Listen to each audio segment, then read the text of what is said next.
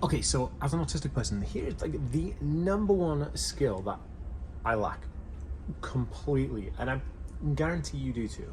Oh yeah, I'm on a boat.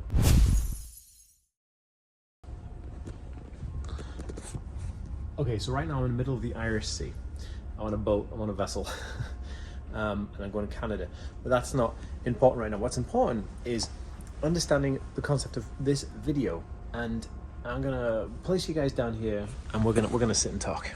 Okay, so I know it's a bit of a crazy video, but you get the idea.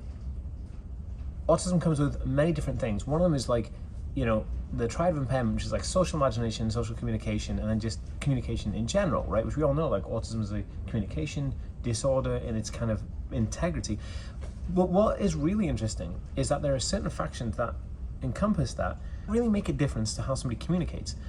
So, one of the things I've learned about recently is the rejection sensitive dysphoria, which is basically, there's a few different components, and I'm learning more about it every single day. One is that you are trying to always impress people, so you become a people pleaser, so that you get people to like you because you have a predetermined idea that people don't like you, which is basically the number one issue that I have. One of the things that I lack is the ability to know if another person likes me, if another person is interested in what I'm talking about, if another person is cool with me. And so because of that, my default is that I just feel like everybody doesn't like me. But what does this do? What kind of complications does this implement? Well, for a start, if you go with the narrative that nobody likes you, oh, we're gonna make a cup of tea. If you think, or if you believe that everybody default doesn't like you, then you always come from a place of trying to keep up, trying to do your best. And by doing this, you're always trying to just prove somebody something that's never going to be proven, because A, if they don't like you, they're never going to like you. But B, maybe they do like you and you're thinking they don't like you, which makes no sense. Right, let's have a look. How do we work this machine? Ooh, a dash of milk. Do you reckon we can try and get just milk? Do you reckon that would work? Let's try this.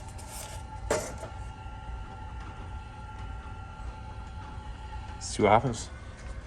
Here's the milk. Oh my god, it's doing it. Wow. It's warm. Warm milk. Yes. Okay, so now I have my warm milk like a baby. It's really interesting. I never realized that I lacked the ability to understand people's intentions about me until somebody pointed out to me. I was having a discussion with somebody and they basically said that they didn't like me. And I was like, dang it, why don't you like me? And that's beside the point. The point was, this person said that they didn't like me, and I was like, dang. And then I was like, trying to figure out like all the reasons why. Why wouldn't somebody like me? What's wrong with me? What do I do that's wrong? Why wouldn't someone want to like me? Why even, what can I do to improve that someone does like me? And I realized the feedback from other people, my peers, my family, my partner, everyone was saying to me, Dan, who cares if somebody doesn't like you? Well, this person's a nobody. And if they don't like you, so what? And I'm like, yeah, but they didn't understand why I was so obsessed with wanting to figure out why this person didn't like me.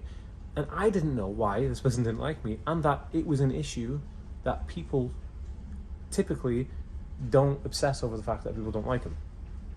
And then it got me onto thinking about people pleasing. We're always trying to keep up. Kind of like, if somebody doesn't like you and they're being mean to you, you're always trying to like be nice with them. And it's kind of like, it's a bit weird, isn't it? Why would you be nice to somebody? Or why would you strive to try and be nice to somebody who's just a a-hole with you?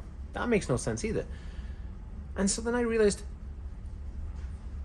this rejection sensitive dysphoria actually encompasses the number one thing that I lack, or the skill that I lack for an autistic person, which is being able to judge how someone perceives me and be able to be okay with that, because I don't know.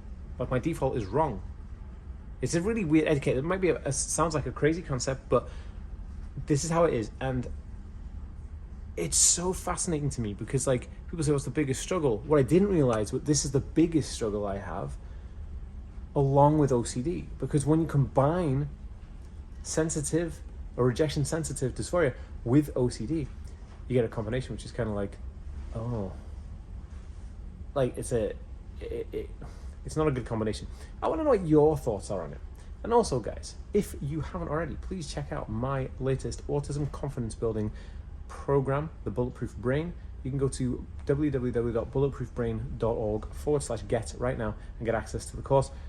I'm gonna go to sleep, I think.